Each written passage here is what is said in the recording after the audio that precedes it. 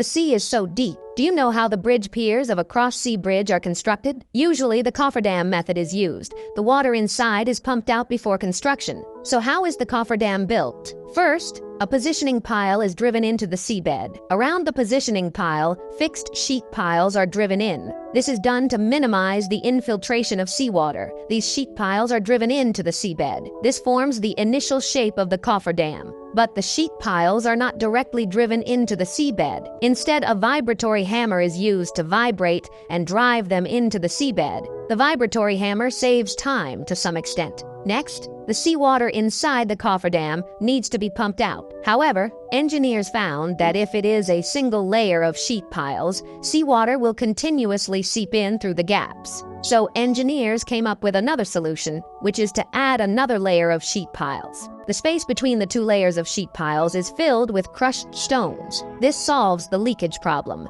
but after pumping out the water, the external seawater pressure will damage the cofferdam. So, sufficient support needs to be provided inside. Even though seawater cannot seep in from all sides, it can still seep into the interior of the cofferdam from the bottom. Next, concrete is poured at the bottom of the cofferdam. It can tightly bond with the seabed rocks. Then, rebar is used to secure the bridge piers. After the concrete has set, the cofferdam will be dismantled by workers.